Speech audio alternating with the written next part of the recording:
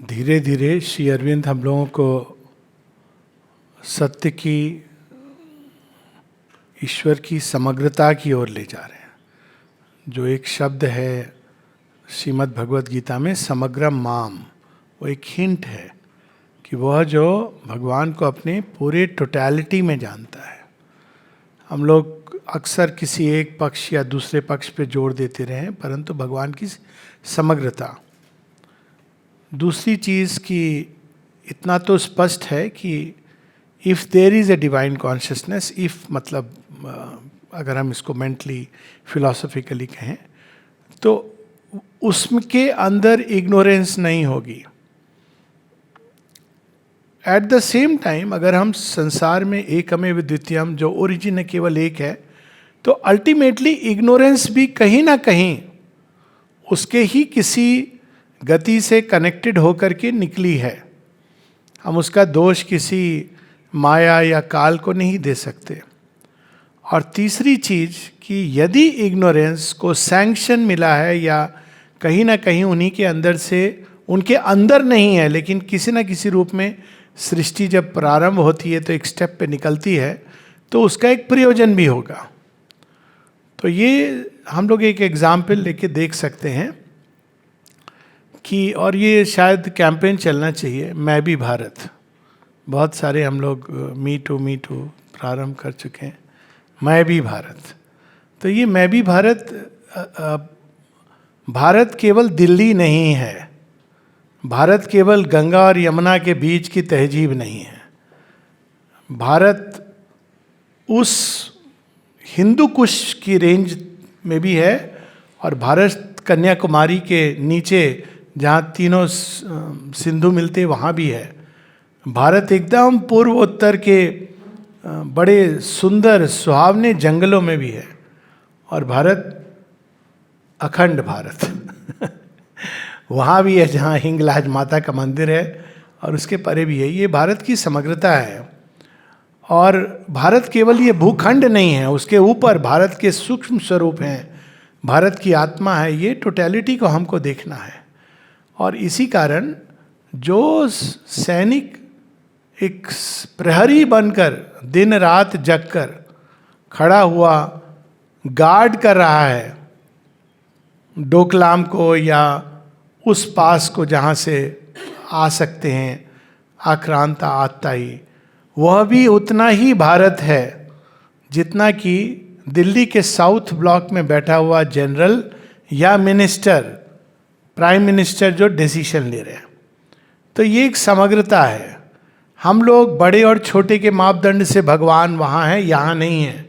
छोटी से छोटी गति भी भगवान ही है। जैसे कि हम ये नहीं कह सकते कि उसका क्या भारत से लेना देना, वो तो एक कोने में खड़ा हुआ बंदूक तान के खड़ा है। वह भी उतना ही भारत है जितना दिल्ली में बैठा हुआ एक मुख्यमंत्री या प्रधानमंत्री जो निर्णय ले रहा है कि वह क्या करेगा। ये सब एक ही उसका हिस्सा है। लेकिन ये भी सच है कि सब लोग दिल्ली में नहीं बैठ सकते, बैठना चाहते हैं लेकिन सब लोग दिल्ली में नहीं बैठ सकते।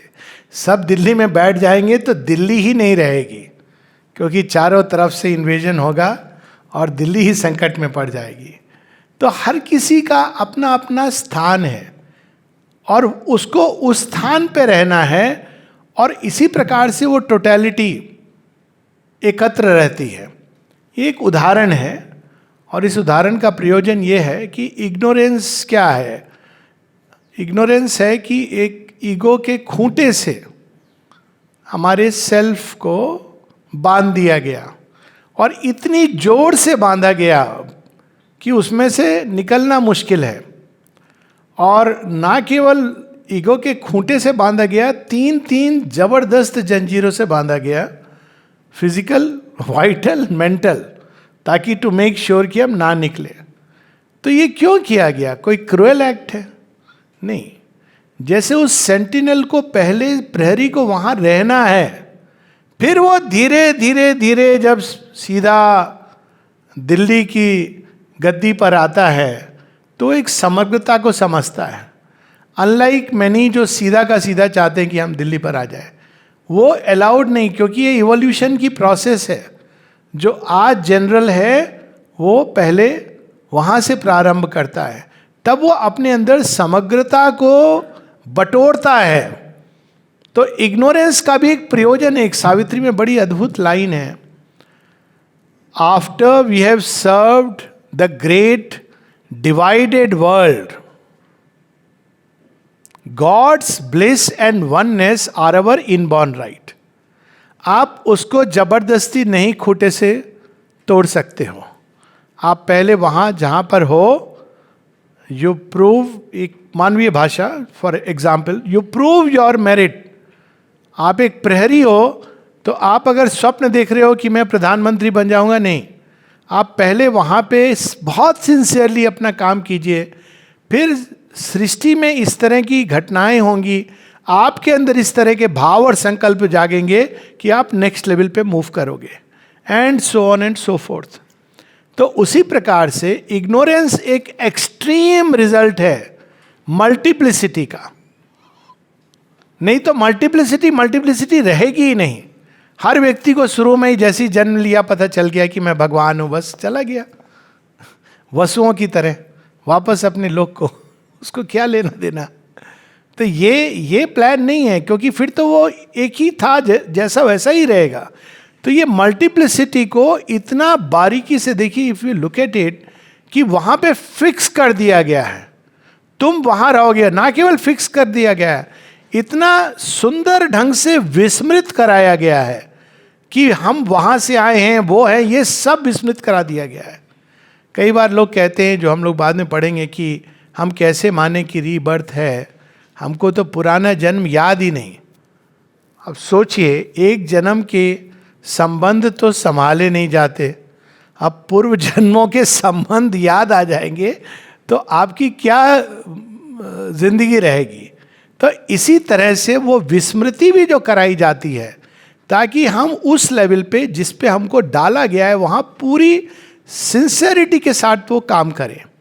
फिर अपने आप जब समय आएगा तो अंदर ही अंदर एक भाव जगता है इवोल्यूशन का, कि आई शुड बी देयर, क्या डिवाइन है नहीं है. और उसके बाद व्यक्ति खोजता है, खगालता है, एक चेन खोलता है, ढीली करता है, दूसरी. फिर जब वो सब तैयार होता है तो ईगो के खूंटे से खोलने के लिए तो स्वयं भगवान आ जाते हैं.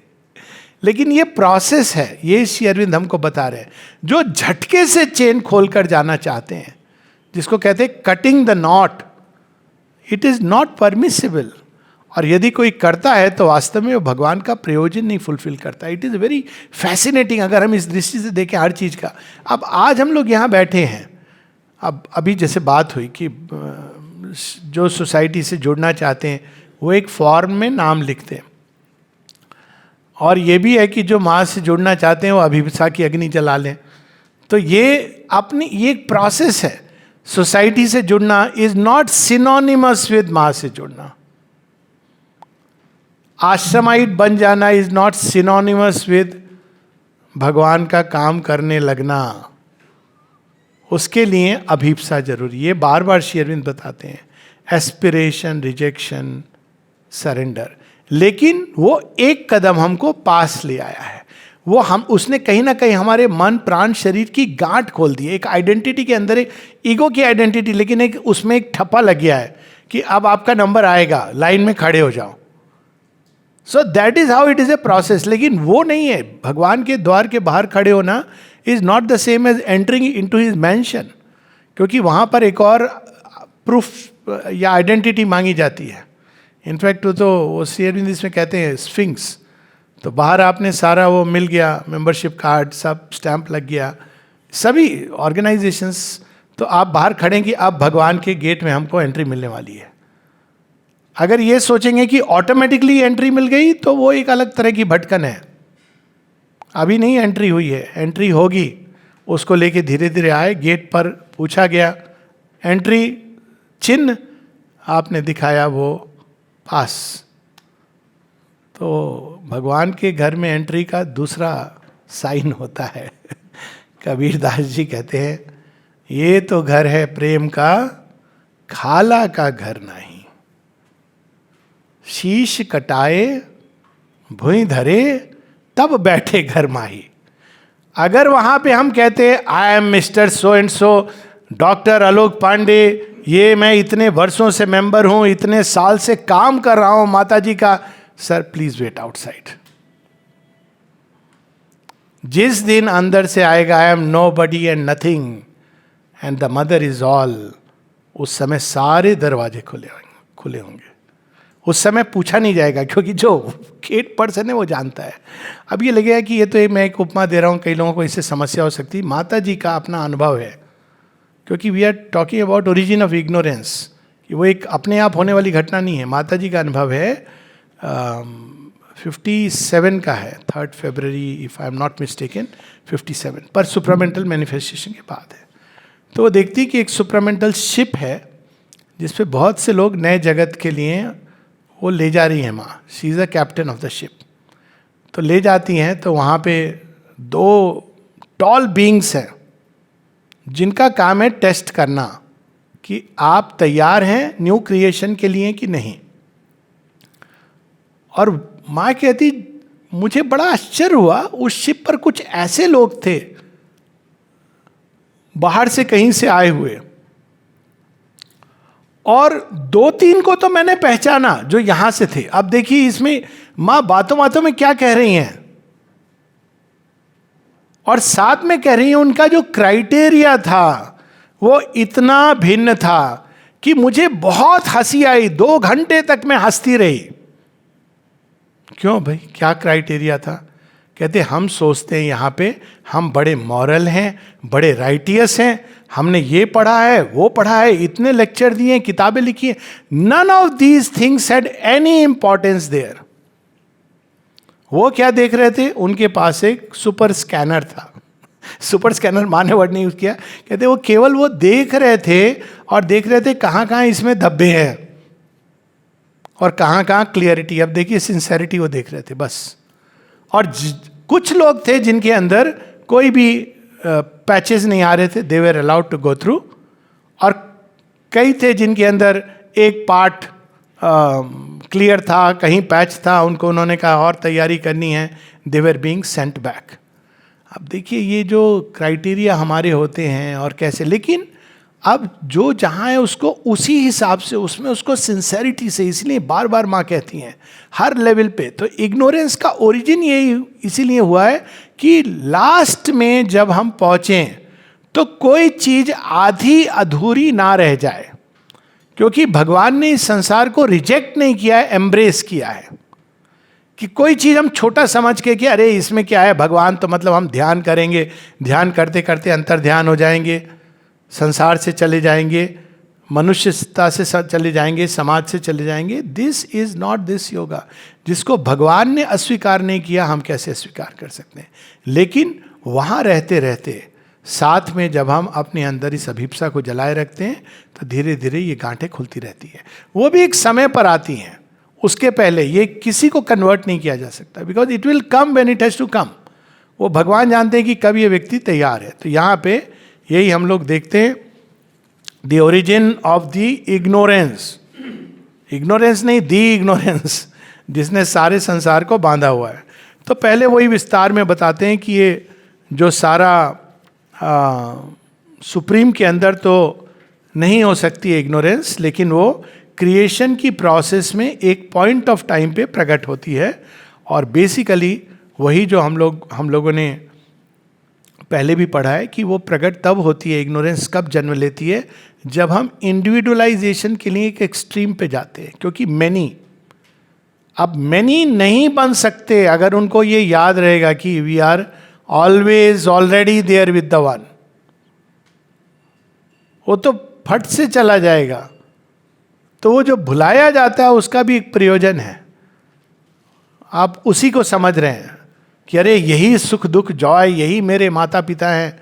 सोचिए कितना इम्बैलेंस हो जाए, हर बच्चा जागते जाने ये कौन है, शैडो फिगर्स, मेरा तो डिवाइन मदर से। वो देखिए क्या होगा कि संसार में वो नहीं चाहते, क्योंकि फिर तो इंडिविजुअल यूनिट बनेगी ही नहीं, तो विस्मृति भी उतनी प्रबल होती है। तो यहाँ पर page 600, Therefore, ignorance and 600 600.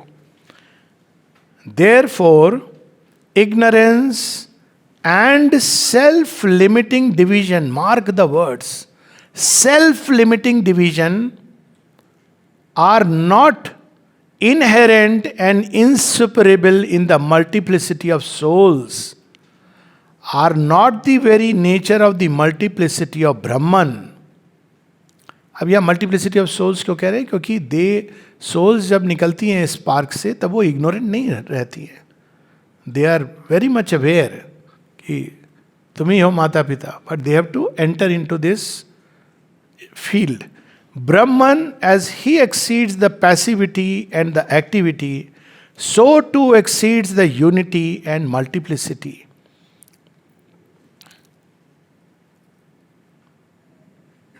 Next paragraph. Ignorance, as we have already stated, comes in at a later stage, as a later movement, when mind is separated from its spiritual and supramental basis and culminates in this earth life, where the individual consciousness in the many identifies itself by dividing mind with the form, which is the only safe basis of division.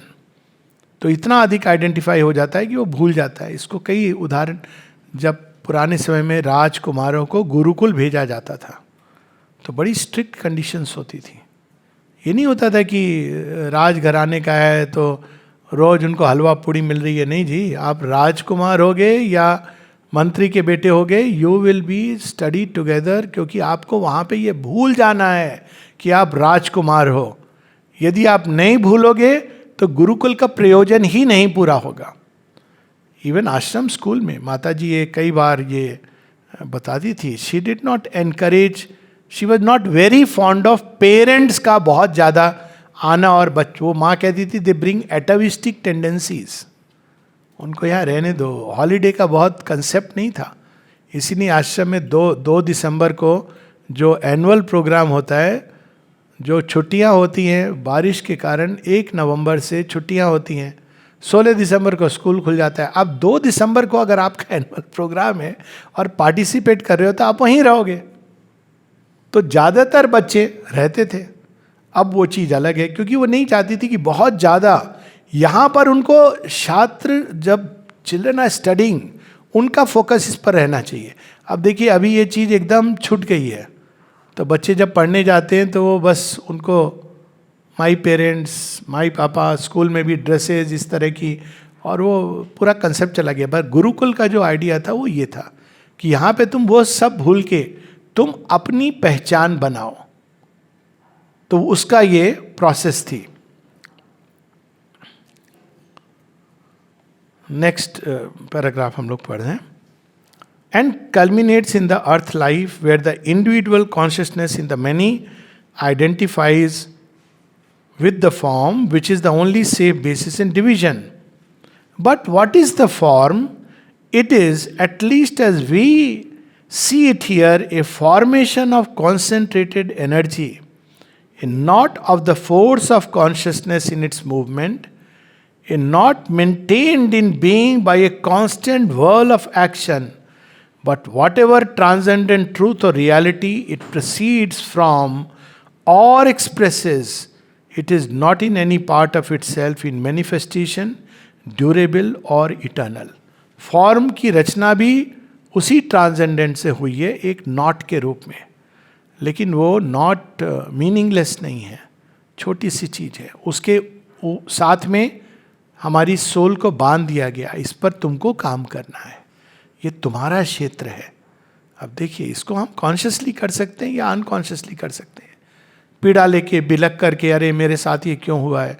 Consciously करने का मतलब है अगर जीवन में कष्ट हो रहा है, डिफिकल्टीज हो रही हैं, चैलेंजेस आ रहे हैं, तो हम कहते हैं भगवान ने मुझे योग्य समझा है ना. यही अंतर होता है कि भगवान ने मुझे योग्य समझा है कि मुझे इससे बांधा है, ये परिस्थितियाँ दी हैं.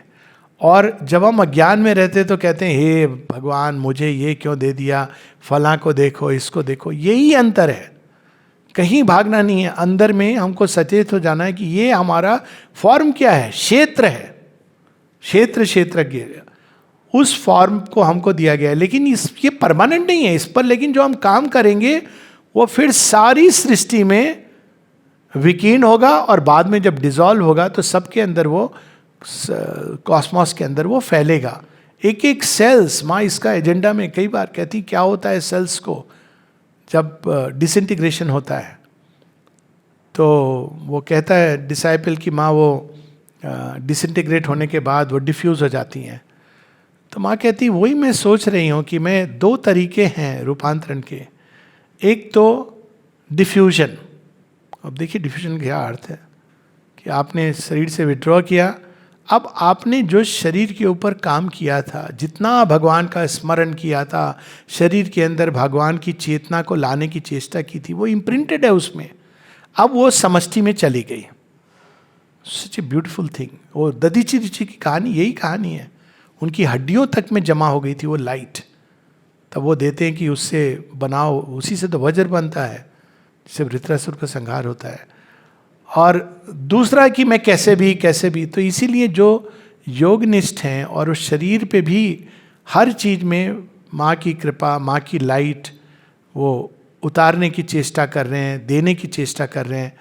तो कई बार लोग कहते हैं लेकिन ये तो बीमार हो गए चले गए। बात ये नहीं है वो बीमार हो गए चले गए, कहाँ चले गए, उनका काम व्यर्थ हुआ नहीं, उनका तो सोल का नेक्स्ट स्टेप प्रोग्रेस का हुआ ही, लेकिन वो धरती को एनरिच करके गए, स्पंदनों के रूप में एक संभावना को छोड़ के गए। वो तो नॉट डिसॉल्व होगी, उन्होंने देह के अंदर भी एक नई संभावना को खोला और इसी तरह से आगे चल करके सडनली आप देखते हैं कि मनुष्यता के अंदर एक नई पॉसिबिलिटी खुल गई।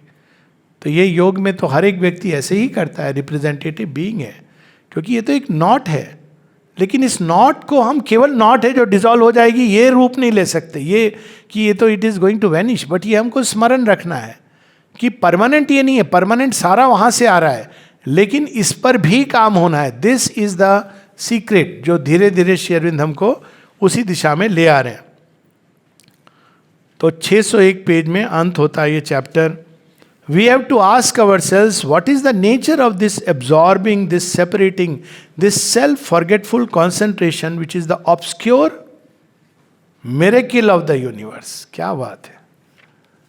हम तो मिरेकिल ये समझते हैं कि अरे अचानक ये घटना हो।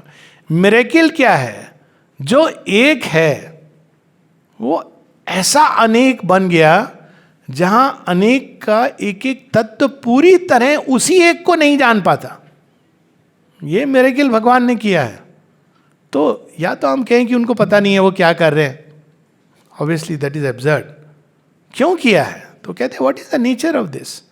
अब यहाँ नेक्स्ट चैप्टर आता है, exclusive concentration of consciousness force and the ignorance. अब इसी को हम लोग कई बार एग्जाम्पल लेके समझ चुके हैं और श्री अरविंद भी बताते हैं इसको हम ह्यूमन एग्जाम्पल लेके समझ सकते हैं कि आपको कोई काम करना है, अच्छे से करना है, उस समय आपको वह काम बन जाना है।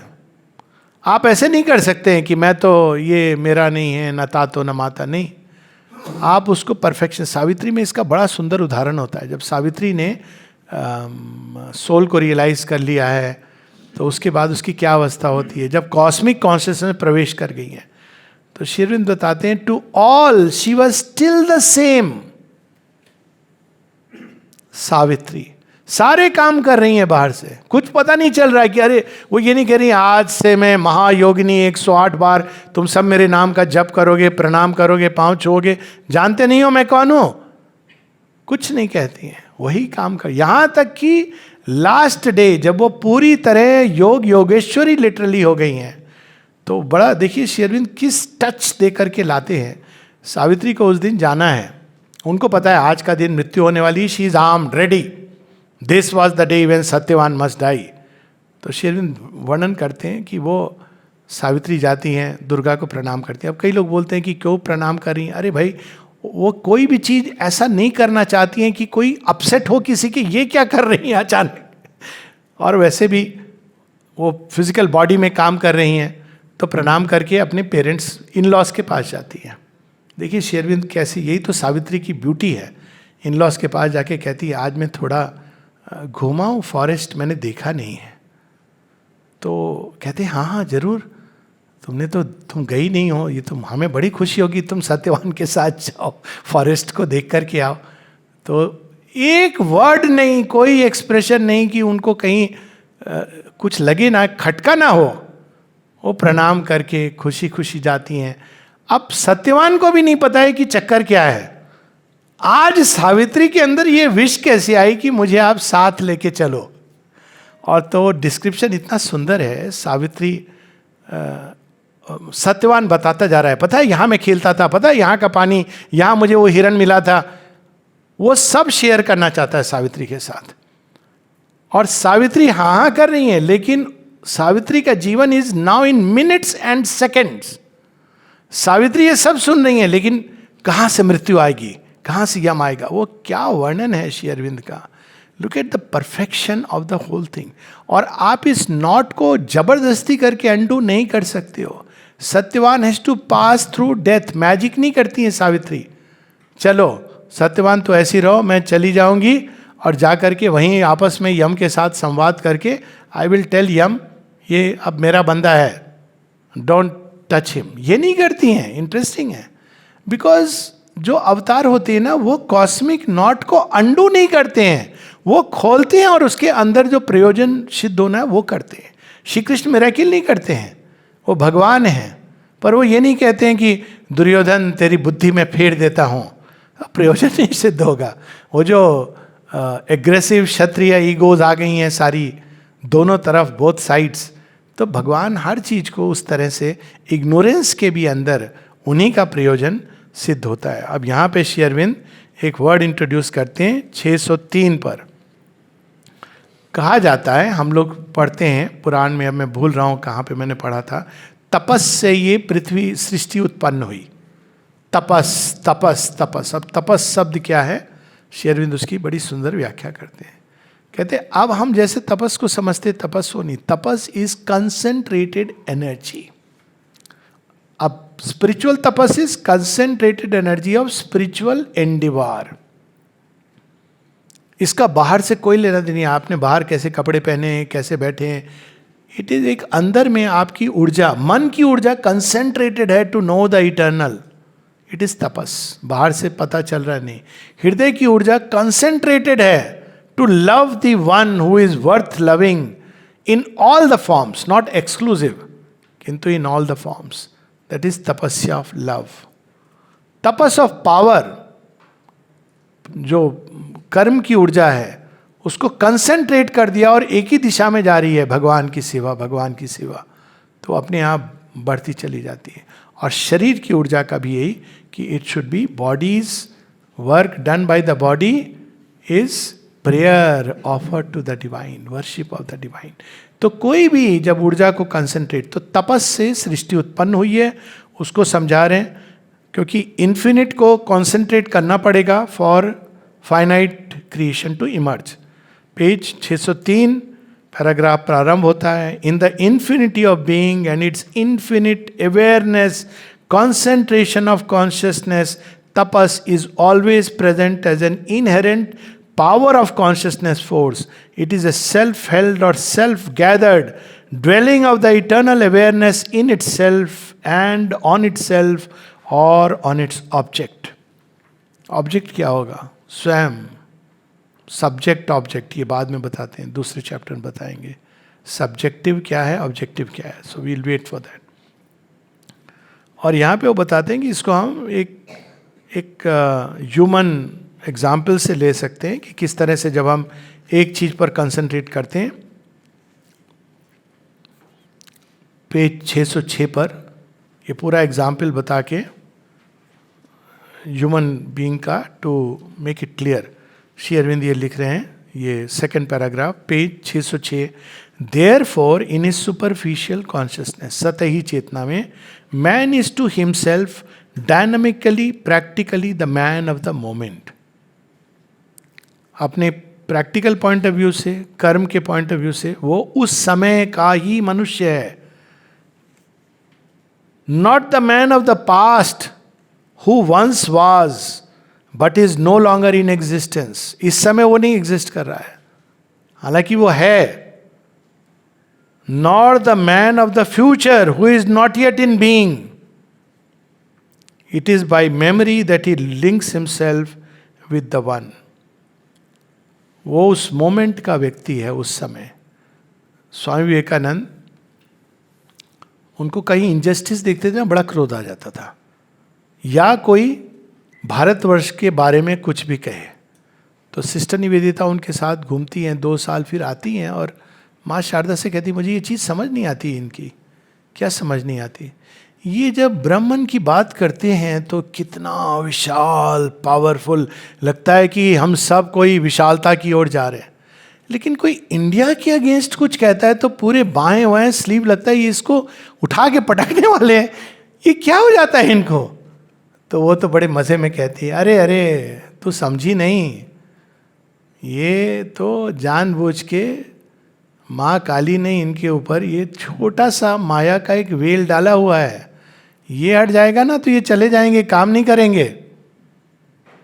यही चीज़ श्री रामकृष्ण कहते हैं कि जब उनको एक एक्सपीरियंस होता है ना, वो लिबरेशन वाला, जिसमें वो एकदम बस सिर है और बाकी सब धड़वड़ सब गायब हो जाता है, तो थोड़ी देर तो परेशान होते हैं, वेयर इज़ एवरीथिंग, फिर वो वापस आते हैं.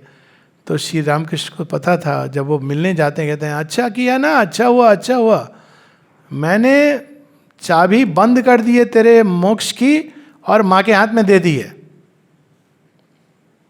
क्यों? क्योंकि नहीं तो तू काम ही नहीं करेगा, तुझे तो काम करने आया है, तो काम कर. और फिर वो एक जगह पासिंगली एक हिंट देते हैं, जिस दिन नरेंद्र जान जाएगा वो कौन है, वो चला जाएगा. तो देखिए इसमें एकदम इग्नोरेंस, वो फिर वो जीते हैं like as if he is, of course कहीं ना कहीं वो पीछे में रहता है वो हिंट.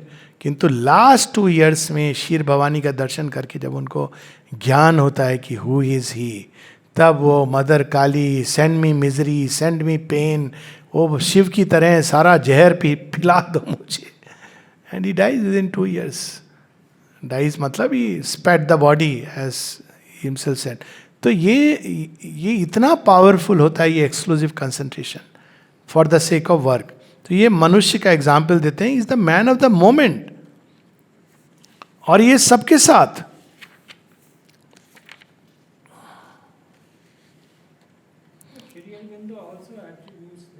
यस ऑल, हाँ ये इज यूज्ड ऑल टू. नहीं, ये तो श्री रामकृष्ण परमहंस, वो स्वामी विवेकानंद. हाँ हाँ बिल्कुल बिल्कुल. नॉट ओनली दैट, अब श्री अरविंद की अब देखिए माता पुस्तक में क्या लिखा है श्री अरविंद ने.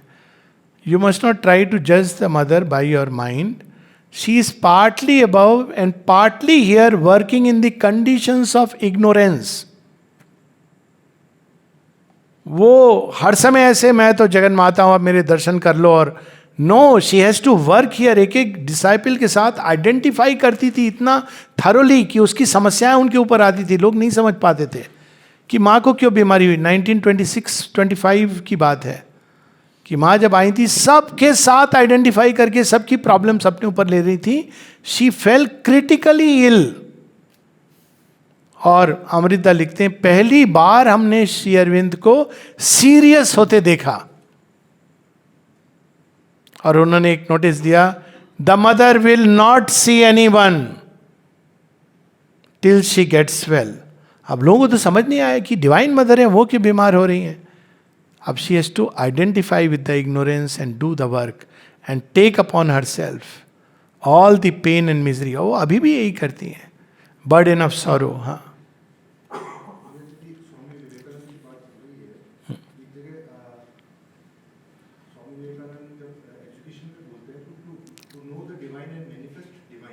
हाँ यस.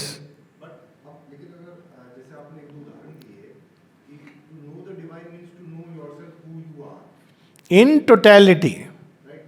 तो स्वामी विवेकानंद जब उनको ये पता चल रहा है वो कौन है, उसके बाद with in 2 years he left his body.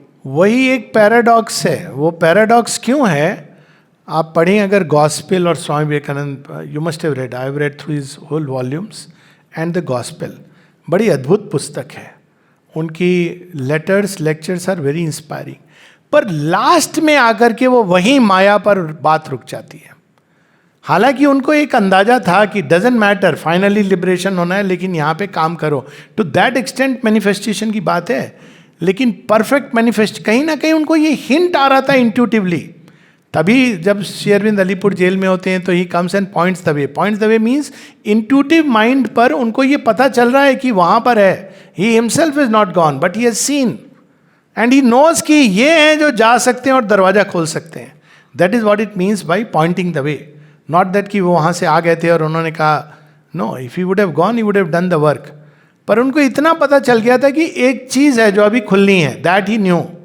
पर अंत में ये मेरी भी ये प्रॉब्लम थी पढ़ने के बाद द एंटायर वॉल्यूम्स, कि अंत में ये माया क्यों बोल रहे हैं, अंत में ये मुक्ति की बात क्यों कर रहे हैं, क्योंकि उस समय तक वो फाइनल की नहीं थी।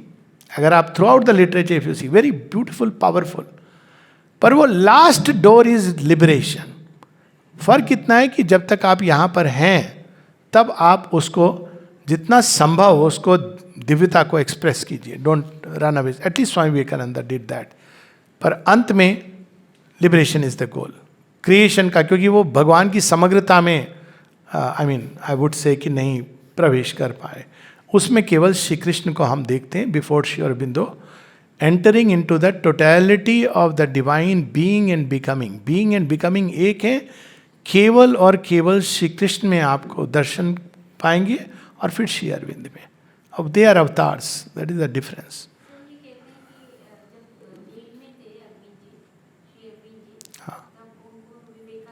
वही प्लॉट नहीं दिया था, ही पॉइंटेड द वे। इसको इस तरह से लीजिए कि मैं रास्ते में आया हूँ और एक हिमालय जा रहा हूँ मान लीजिए, और मैं उस पॉइंट पर चढ़ गया हूँ बेस कैंप। बेस कैंप में आके मुझे माउंट एवरेस्ट दिखाई दे रहा है, लेकिन वहाँ से माउंट एवरेस्ट जाने की मेरी हिम्मत नहीं है। और चढ़ते चढ़ते वहाँ से कोई पथिक सुधीर भाई आ गए तो हिम्मत ही हैं, पहुँच गए बेस कैंप पे, या सूर्य प्रताप आ गए और उन्होंने कहा भाई मैं माउंट एवरेस्ट, हाँ वहाँ है माउंट एवरेस्ट, आप चढ़िए। ये होता है Poynting the way. He pointed the way specifically, Shri Aurobindo's words, जिसको बहुत ट्विस्ट करके मुझे मालूम है क्या क्या कहा गया है।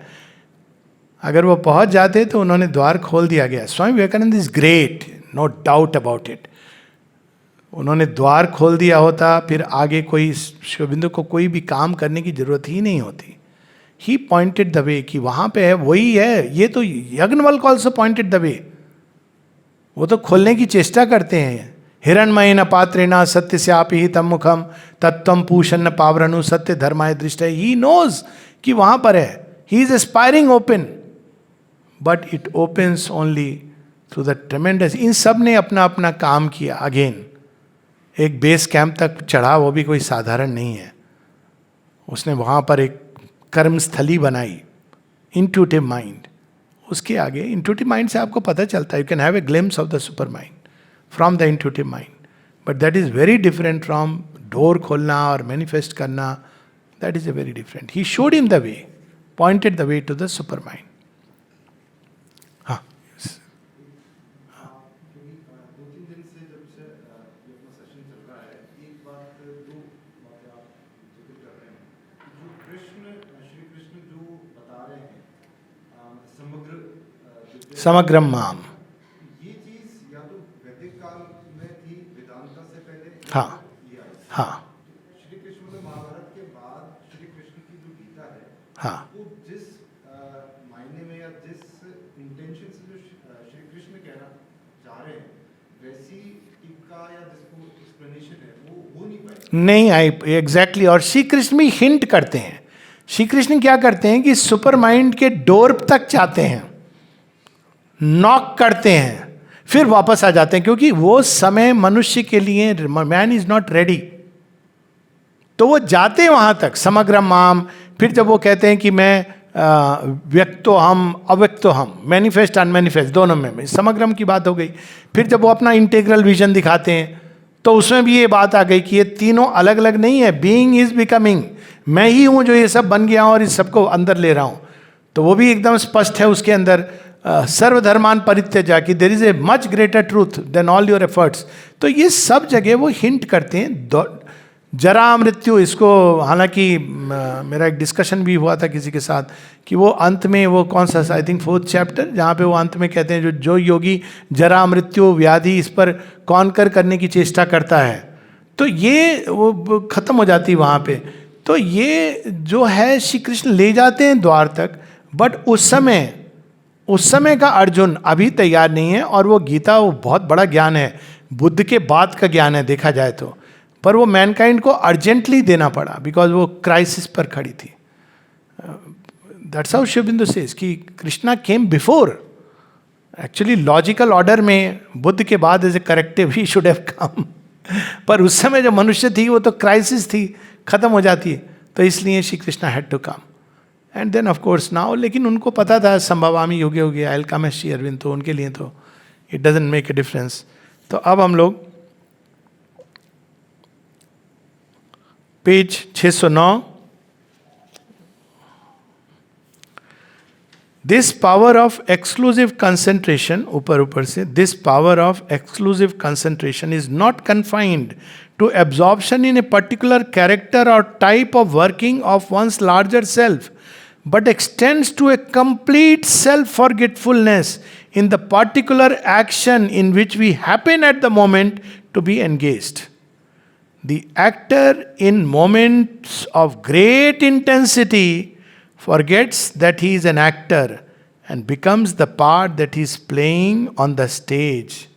अब ये तो सिंपल इंग्लिश है, तो इसको मैं कोई मतलब ट्रांसलेट नहीं कर रहा हूँ, बड़ी सिंपल है। Not that he really thinks himself Ram or Ravan, but that he identifies himself for the time being with the form of character and action which the name represents, and so completely as to forget the real man who is playing it. है ना, यही होता है ना, करते करते पूरा। माने एक बार अपने आश्रम में अभी भी कोई है बड़े वयोवृद्ध साधक है, तो मैं बताऊंगा नहीं, उन्होंने एक बार एक नेगेटिव रोल मतलब वो जो परसियस द डिलीवरर में पोलीडायन जो प्रीस्ट है, वो अंधकार का प्रीस्ट है, तो उसका रोल किया। तो वो इतना पूरे उसकी पावर में आके, तो माने उनको अलग बुला के ऐसा कहा जाता है, समझाए कि इतना आइडेंटिफाई मत कर जाओ। लेकिन अब इग्नोरेंस करती है आप इतना, इसीलिए वही बार बार आती है, don't take it so seriously also. ये जो छोटी सी करेक्टिव है जीवन में, तो यहाँ पर नीचे जो पैरा, सेकेंड पैरा शुरू हो रहा है इसी पेज पर, but in the larger universal consciousness there must be a power of carrying this movement to its absolute point, to the greatest extreme possible for any relative movement to reach, and this point is reached not in human unconsciousness, which is not abiding and always refers back to the awakened conscious being that man normally and characteristically is, but in the inconscience of material nature. एक बार वो शुरू हो गई process, तो अब आधे रास्ते में नहीं रुकती है, वो तो वापस आ जाएगी, बूमेरैंग कर जाएगी, वो जाएगी अपने एक्सट्रीम। और why it is allowed, because उनको पता है डजंट मैटर। देखिए कौन एकदम अशक्त होने के लिए बन सकता है, तो ये श्री अरविंद का एक एफोरिज्म है, God is indeed great because he can afford to become weak. क्यों? क्योंकि वो ग्रेट है, उनको मालूम है कि मैं किसी भी अवस्था से आई विल कम आउट। एक बार किसी ने पूछा था आश्रम के कंटेक्स्ट में, वहाँ पे अपने समय अपने सूर्य प्रताप जी उठते हैं तो मेरा ध्यान घड़ी पर चला जाता है,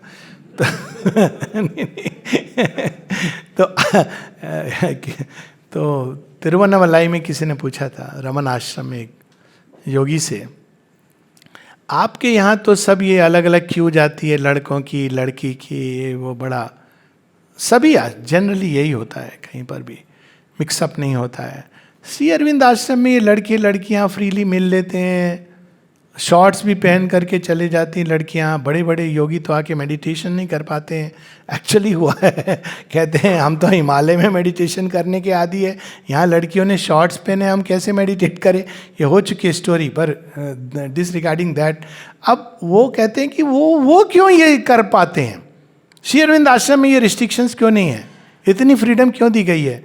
तो तिरुवन्नामलाई आश्रम के योगी का जो उत्तर है, जो हम लोग नहीं समझ पाते हैं, कहते हैं because they are divine beings.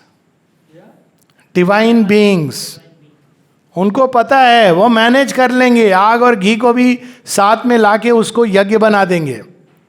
यहां तो आग में घी डालेंगे तो आग बढ़ेगी, घी खत्म होगा, परंतु वो डिवाइन बीइंग्स है, वो आग और घी को मिला के, ये उन्होंने नहीं कहा, ये मेरा कहना है, क्योंकि उन्हें केवल आग और घी की उपमा दी थी। तो आग और घी को मिला के वो यज्ञ की आहुति बना लेंगे, because they are divine beings, absolute power. Shri Aurobindo ने इतनी फ्रीडम, वो अमृता की कहानी है, तो वो एक्सट्रीम, वो उसका भी है कि अमृता का किसी से प्रेम हो गया तो उनका सुबह 4 बजे मिलने का टाइम फिक्स हुआ। अब मॉरलिस्ट ना सुने तो ये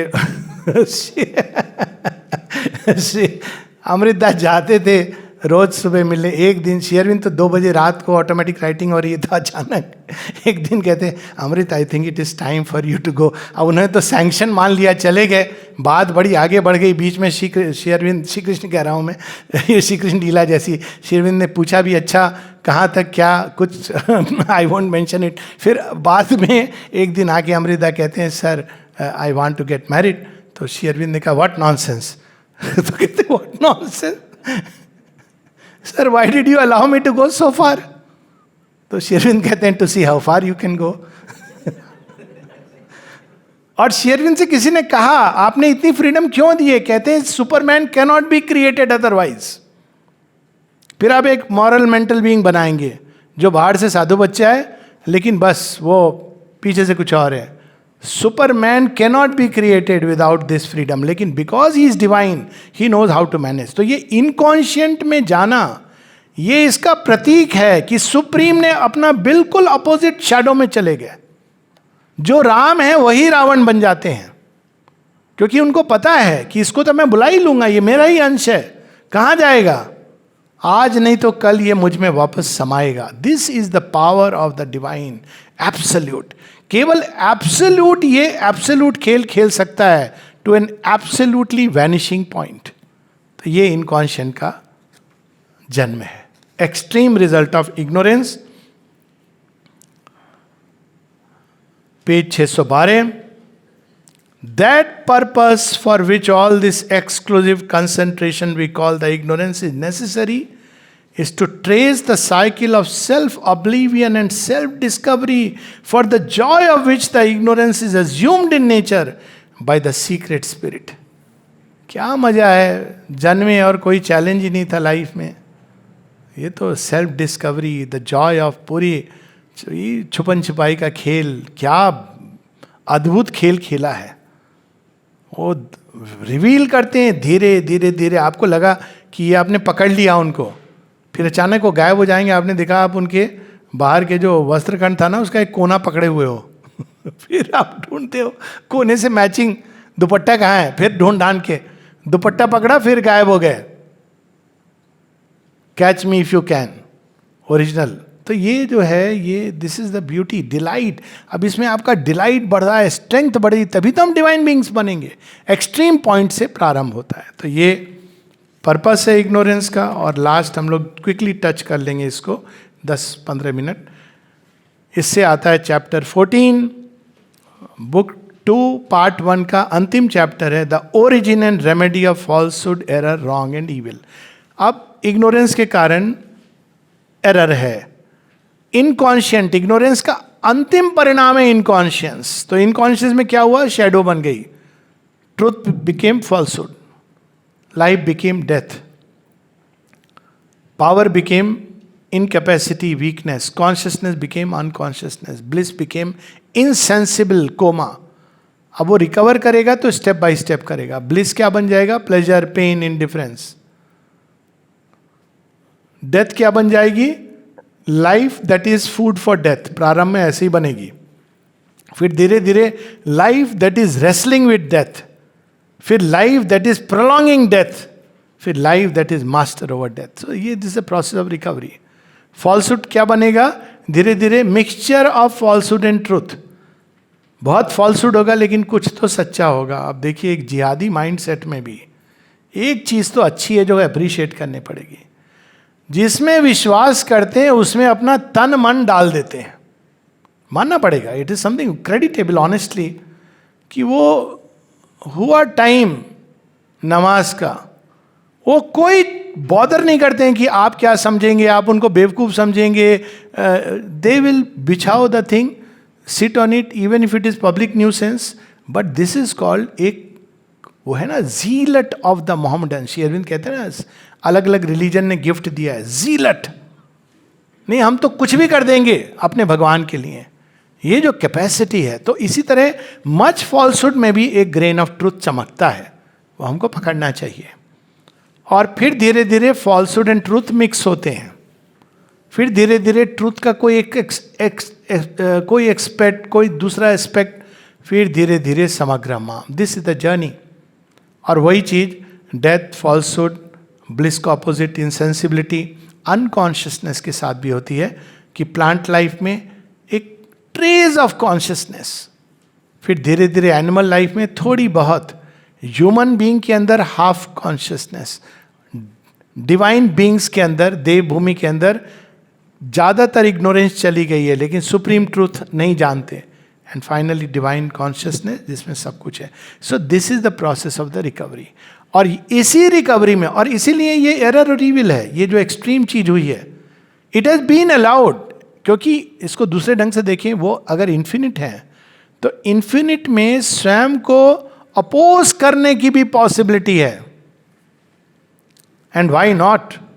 उसी के थ्रू ये क्रिएशन, ये जो अपोजिशन होता है, कोई चीज हमको खींचती है पीछे, हम स्ट्रगल करते हैं ऊपर जाने के लिए, इसी म्यूचुअल अपोजिशन से क्रिएशन सुंदर होता है. ये सब लोग जो रोटियां बनाते हैं या बनाइए जानते हैं कि आटा बहुत ढीला होगा तो वो केवल आप घोल के पी सकते हैं, बहुत कड़ा हो गया तो पता नहीं मुझे क्या काम आएगा. थोड़ी हम लोग मूर्ति उर्ति बना देते थे चाशनी में डाल के. लेकिन अगर आपको रोटी या परोठा बनाना है तो उसकी कंसिस्टेंसी सही होनी चाहिए. कैसे देखते थे? ऐसे उसको खींच खींच के करके, हाँ ठीक है अभी, तो आप करेक्ट कंसिस्टेंसी. तो ये जो म्यूचुअल अपोजिशन होता है, एक और इनकॉन्शियंट जो ईविल स्ट्रगल, उसके स्ट्रगल से ही जो सोल तैयार हो रही है उसके थ्रू तप के जा रही है. What about others? वो भी जाएंगे, वी शुड नॉट वरी. अगर नहीं तैयार होंगे तो डिवाइन किसी समय उनका प्लान भी ऑलवेज रहता है. इट इज़ वेरी इजी, वो पूरी सृष्टि को अपने अंदर समा सकते हैं. और कुछ हद तक यही होने वाला है. माँ ने इसका प्रेडिक्शन दिया है भविष्य के बारे में कि एक लंबे समय तक अभी ह्यूमन बींग्स को चॉइसेस मिल रही, इधर या उधर, इधर या उधर. अब माँ कहती हैं कि भविष्य में, बीच में भी 200-300 years down the line, difficult to say, पर माँ कहती हैं कि भविष्य में क्या होगा. वो कहती हैं कि एक ह्यूमैनिटी है which is like a perverted abortive attempt to be human. Perversion है वो प्रयास हुआ नहीं हुआ, वो फॉल्सहुड में उलझ गया. माँ कहती है इट विल बी डिस्ट्रॉयड. स्पष्ट उनका लास्ट जजमेंट की तरह की चीज़ है. फिर एक ह्यूमैनिटी है जो एनिमल जैसी है, बस सेल्फी ले लो, इधर चलो, खाना खा लो, फूडीज है ना. It will go back to its animal state. आप एनिमल्स की तो सेल्फी कोई बोलना नहीं पड़ता, सभी क्लिक करते रहते हैं फोटोग्राफ आपकी, कोई खड़े होके भी अपनी वो कराते. That's the humanity. तीसरी जो सुपरामेंटल वगैरह नहीं चाहती लेकिन वो एक बेटर मनुष्य बनना चाहती है, तो it will be taken up and it will become the humanity proper, the higher humanity, जो बनेगा step for the supramental creation. और कुछ लोग हैं, बहुत कम, जो ना केवल इंटेलेक्चुअली डिसाइपल्स हैं श्री अरबिंदो की. इंटेलेक्चुअल डिसाइपल होना तो बहुत आसान है, लेकिन जो तैयार हैं वो पीड़ा, सफरिंग, माँ के वर्ड्स हैं, वो are ready to go through the suffering, purifying suffering. Purification is not an easy process. Purifying suffering, they will be taken up and taken into the new creation. So this is how it is going to operate. So we should not worry कि क्या होने वाला है. He is there even hidden in the inconscient. लेकिन हम लोग क्या करें ईविल से मुक्त होने के लिए? वहां उत्तर बड़ा सिंपल है, page 619. If ignorance is in its nature a self-limiting knowledge, oblivious of the integral self-awareness, ignorance क्या है? Self-limiting. वही जो complete total awareness, supreme consciousness में सब कुछ है, उसका एक limitation है जहां से सारी समस्या उत्पन्न हो रही है. And confined to an exclusive concentration in a single field or upon a concealing surface of cosmic movement. Ignorance के कारण आप एक ही चीज में उलझे हुए हो, फंसे हुए हो, सरफेस मूवमेंट पे, या एक ही क्षेत्र में आप उसको छोड़ नहीं पा रहे हो. What in this view are we to make of the problem which most poignantly preoccupies the mind of man when it is turned on the mystery of his own existence and of cosmic existence, the problem of evil? यही है समस्या. आप moral rectitude help करता है, लेकिन उसमें भी लोग कितने लूप होल, हर मॉरल नियम में लोगों ने लूप होल निकाल लिया है. तो यू आर नॉट, अब जैसे रमज़ान का महीना होता है, हम लोग के यहाँ भी होता है, तो वहाँ आप ये ना करो, वो ना करो, ये ना खाओ, लेकिन उसमें कई चीज़ें होती है डूज एंड डोंट्स. तो किसी ने पूछा कि क्या ये कर्म, I don't even want to say about it, is it acceptable? हाँ, अगर किसी काफिर के लिए एक साथ किया जाए तो एक्सेप्टेबल है. आप देखिए, आप दुबई में तो मेरा ये एक्सपीरियंस हुआ था. हम भूखे प्यासे घूम रहे हैं क्योंकि रमज़ान का महीना चल रहा था. पानी की बोतल भी यू कांट टेक बिकॉज आप पता नहीं पुलिस पकड़ लेगी.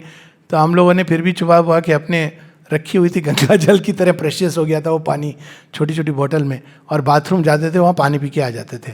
तो ये अब, लेकिन अब भूख तो लग रही है, खाना कहाँ है, हमारा तो व्रत उपास नहीं है, सुबह खा के चले थे. तो एक किसी से हमने कहा, भैया कुछ तो बताओ, कोई कंदमूल, कोई ऐसा व्यक्ति जो भूखे को कुछ दे दे. हमारी ये सिचुएशन थी, कोई हिंदू का घर ही कहीं दिख जाए. तो हम पहुंचे भी ऐसी जगहों पे जो लग रही थी, कहे नहीं सर यहाँ तो रख नहीं सकते, आप वहाँ चले जाइए. कहाँ चले जाइए? वो एक पार्टीशन है उसके पीछे. तो उसने भी ज़्यादा कुछ बताया नहीं. हमने कहा पार्टीशन के पीछे क्या है? तो फिर हमने कहा चलते हैं. गए पार्टीशन की, दुकानें लगी हैं खाने की, सब लोग खाना खा रहे हैं, सारी आपको चाट पकौड़ी सब मिल. अब ये क्या है? दिस इज हाउ इंसान खोज लेता है. क्योंकि अगर आप ऐसा करोगे तो कोई टूरिस्ट नहीं आएगा, आपकी इकोनॉमी नहीं होगी. तो आप ओपनली नहीं कुछ कह रहे हो, कहीं नहीं लिखा है, कोई बोर्ड वोर्ड कुछ नहीं है. अगर आपके ऊपर भगवान की कृपा नहीं हुई तो आप भूखे रहोगे, कोई बताने वाला नहीं है. लेकिन सब चल रहा है पर्दे के पीछे. बाहर में आपके पर्दा है, लेकिन पर्दे के पीछे जो व्यापार चल रहा है वो बहुत ही सब कुछ चल रहा है. तो ये मॉरल लाइफ की ये समस्या है. वो एक बाहर से बड़ी अच्छी दिखती है, लेकिन पर्दे के पीछे वो एक अलग दुनिया होती है. तो मॉरलिटी इज गुड, ये नहीं कि नहीं होना चाहिए, लेकिन it is not the final solution. नैतिकता, आप कितना भी बोल दो कि आप ये करोगे तो आपको रौरव नरक में जलना पड़ेगा, आदमी कहेगा वो बाद में देखेंगे, अभी तो ये है.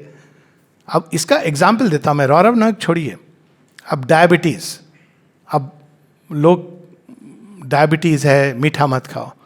अब हर डायबिटिक जानता है कि वो मीठा खाएगा तो वो थोड़ा बहुत खाएगा, उसको पता है, वो किसी ना किसी रूप में कोई ना कोई सॉल्यूशन ढूंढ लेता है. जैसे हमारे निशिकांत जी थे, तो निशिकांत जी किसी ने कहा वो बहुत हाई डायबिटीज़ थी, तो हड़िया लेके रसगुल्ला खाते हैं, लेक में बैठ के कविताएं लिखते हैं. तो माँ ने अगले दिन बुला के पूछा, निशिकांत ऐसा है क्या? हाँ माँ, खाता तो हूँ मैं. क्यों करते हो ऐसा? डायबिटीज़ है, तुमको चिंता नहीं है? माँ, जगत जननी माँ का बच्चा चिंता करेगा क्या? माँ काली का बच्चा, ओके गो. कुछ नहीं कहा. अब वो कॉन्शियसनेस का डिफरेंस है. It cannot apply to everybody, इसीलिए कंडीशंस अप्लाई. वो उस कॉन्शियसनेस में रह रहे थे. लकवा मारता है और वो माँ के पास बोलते हैं ले जाओ माँ को, बस इतना कहते हैं अपने चरण यहाँ रख दो, मुझे जीने मरने से कोई फर्क नहीं पड़ता. सारी बीमारियाँ दुनिया भर की थी.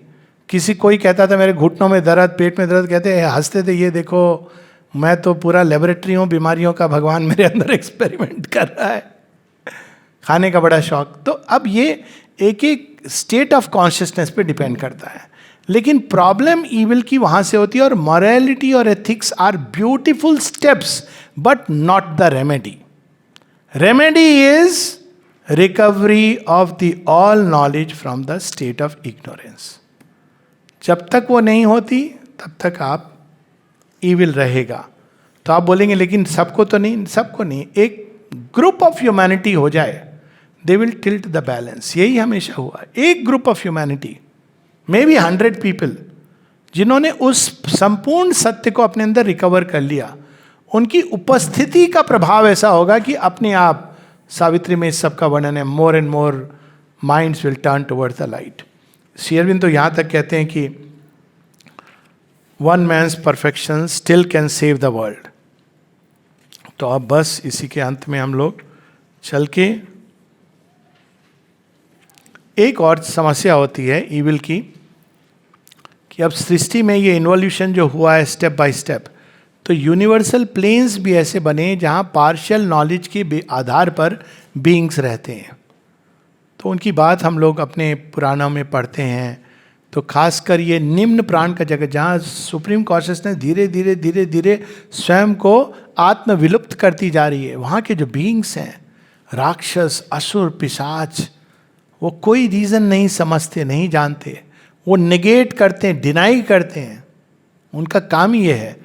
तो उनके इन्फ्लुएंस से भी ह्यूमन बीइंग्स एक्ट करते हैं, उनके यंत्र बन जाते हैं, और इंस्ट्रूमेंट बन के, जैसे देवताओं के यंत्र होते हैं, वैसे ही उनके इन्फ्लुएंस में बीइंग्स जो संसार में भगवान के काम को नष्ट करने के लिए कार्यरत रहते हैं। तो ये भी श्री अरविंद हम लोगों को बताते हैं। इसलिए इतना काफ़ी नहीं है कि चलो हम सब भाई भाई हैं, मिल जाते हैं, एक हो जाते हैं, आज हम दस्तरखान पर बैठ कर के भोजन साथ में करेंगे तो हम भाई हो जाएंगे। नहीं सर, पीछे बैठा हुआ है वो असुर राक्षस, कह रहा है बहुत अच्छा है, आओ तुम, अब नेक्स्ट स्टेप तो मैं लूँगा। So one should be very conscious in this world.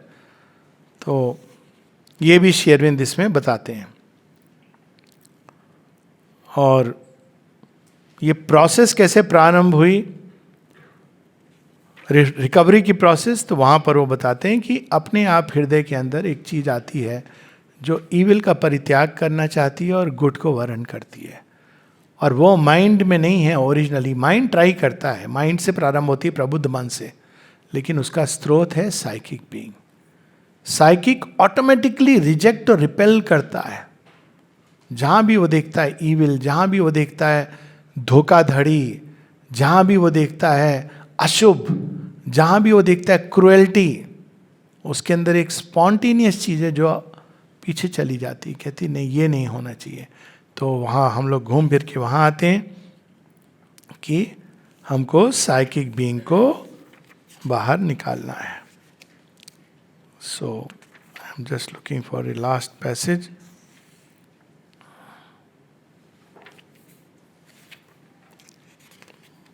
हाँ, ओके।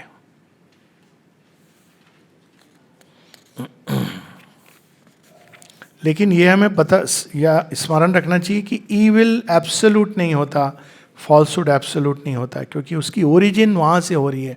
उसका कोई जैसे ओरिजिनल ब्लैक नहीं होता, प्रकाश को एब्जॉर्ब कर लेना ब्लैक कलर को जन्म देता है। तो उस ओरिजिनल माइनस कोई नंबर नहीं होता, वो पॉजिटिव नंबर से आता है। तो लेकिन वो जब आता है तो पावरफुल हो जाता है, लेकिन उसकी ओरिजिन इज, गिनती ऐसे नहीं गिनी जाती 0, -1, -2, गिनती इज 1 2 3 4, लेकिन उसका माइनस एक टर्म होता है जो पॉजिटिव से डिराइव्ड होता है। इसीलिए evil can never be absolute all powerful. ये कुछ रिलीजन्स में इस तरह की थ्योरीज हैं। इसलिए तो पेज 653 पे हम लोग थोड़ा थोड़ा पढ़ लेते हैं, कुछ एक लाइंस। पेज 653, पैराग्राफ प्रारंभ हो रहा है नीचे, in the spiritual knowledge of self. इसी के द्वारा हम इससे मुक्त हो सकते हैं। There are 3 steps of its self achievement which are at the same time 3 parts of the one knowledge.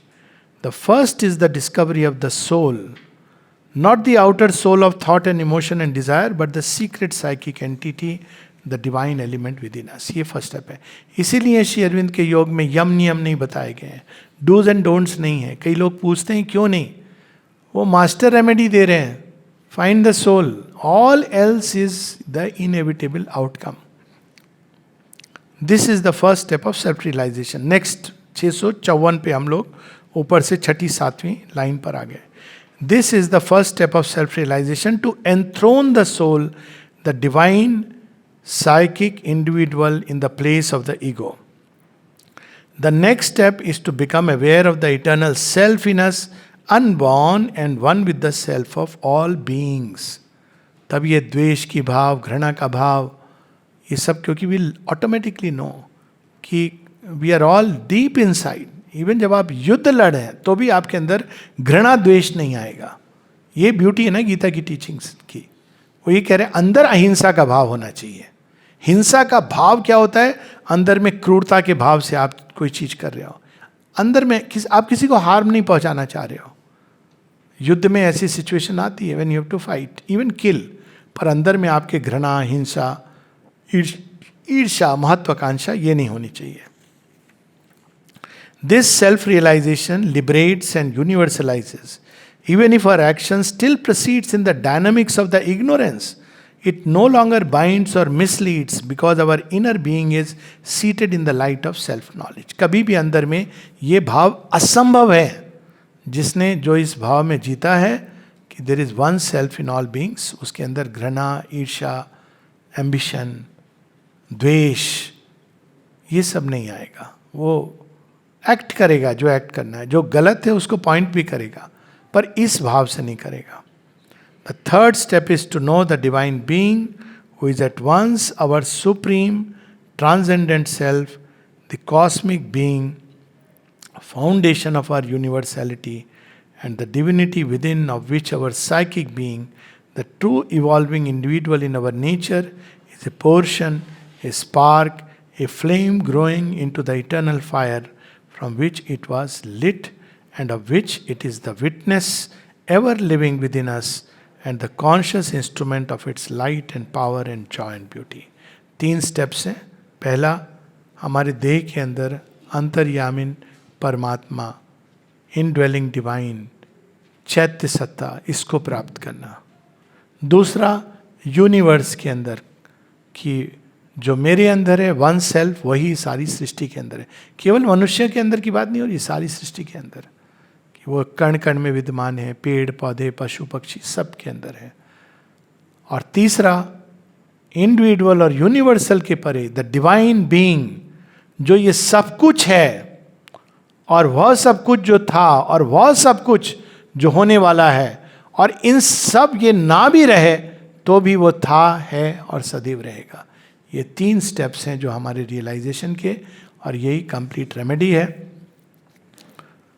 लोग पूछ सकते हैं कि माय गॉड, इतना बड़ा रास्ता, उपाय बहुत सरल है, और वो है the name of the divine.